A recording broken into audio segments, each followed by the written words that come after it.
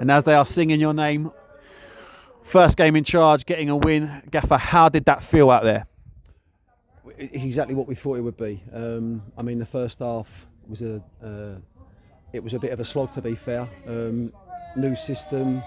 We went through things Thursday night, so we knew it would be a little bit hit and miss at times. But obviously, when they scored the goal again from our mistake, we just knew it was coming because we've had a few chances that have been hitting people on the line and the keeper's made a save, etc., etc. So we got in at half time and just said, it doesn't surprise me what's happened because everyone's looking out for our result, new manager, etc., etc.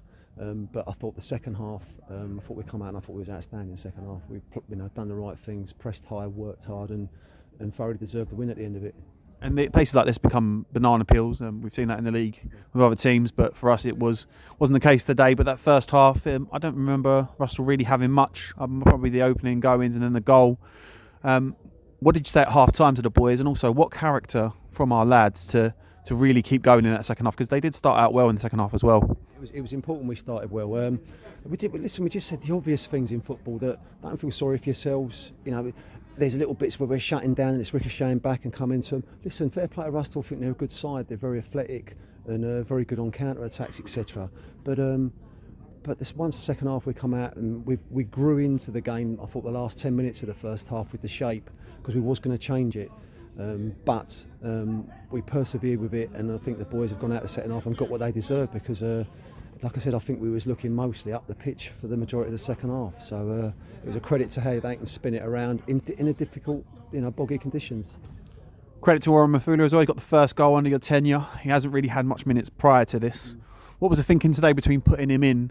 Was it just to give him a lease of life, or was it due to injury? A bit of both, really. I mean, Woz ain't got to prove nothing to no one. Like I said, prior to me, I don't know what's gone on prior to me being here, but if you've got Warren Mafula and Stephen Payne up top, they're two names that should put fear of God into most of centre-halves in this league. He's just got a little, I think it was a little knock. I didn't really see what it was, but he's come off with a knock at the end. Hopefully he's all right Tuesday, because he needs to get some minutes under his belt. I don't know when his first full 90 was, but he'll be starting Tuesday if he's fit, and hopefully Woz is only going to get better and he'll score goals. And again, he scored again today. We now move on to Corinthians, which is no training session in between.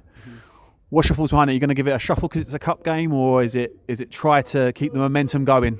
Yeah, we want to win every game, but at the same time we've had a few little knocks and niggles today, so I'll speak to a few of the lads before Tuesday, but yeah, we'll take a couple out. But again, if you take a couple out here, it ain't weakening the side. But I want to give players a fair chance and a fair crack, and I want everyone looking over their shoulder to keep their shirt. But as you can see, the squad's got a little bit smaller, so I'll speak to Gary or whatever, and we're bringing it at the right time. But at the moment, we've got players we can shuffle about that play in different areas. So when you see them going down like today, and look around on the bench, and we've got them, we've got the subs on that are proven. We've got the lad in from the 23s today, George. He's had a bit of match day experience, and we've got Jacob on the bench. But outfield players, we might be a little bit light. Brings me to our next question. 1 in, 1 out. So first of all, we'll talk about Jacob. You know Jacob really well. Yeah. When he does get his opportunity, I'm sure that he will get a chance at some point. But did you think that pushes Briggsy to be better, or is that for the competition? No, listen, you can't have one goalie. I mean, if Briggsy gets done, then I know there's obviously goalies further down, but you're at a club that want to win the league. And no disrespect to the lads that are here below Briggsy, that we need to get a proper competition for places as well, rather than throw them in and put that pressure on these youngsters. So Jacob, obviously he's got nothing to prove. I've known him and signed him for Ashford, so we knew he may be available, and I can thank Ashford for letting him come to us on loan to the end of the season. But yeah, it's up to Briggsy now to sort of be looking over his shoulder a little bit, but we need to bring some cover in now. Ashley Miller left. Obviously, the ins and outs of it is obviously there was an approach, and it was sort of before your tenure.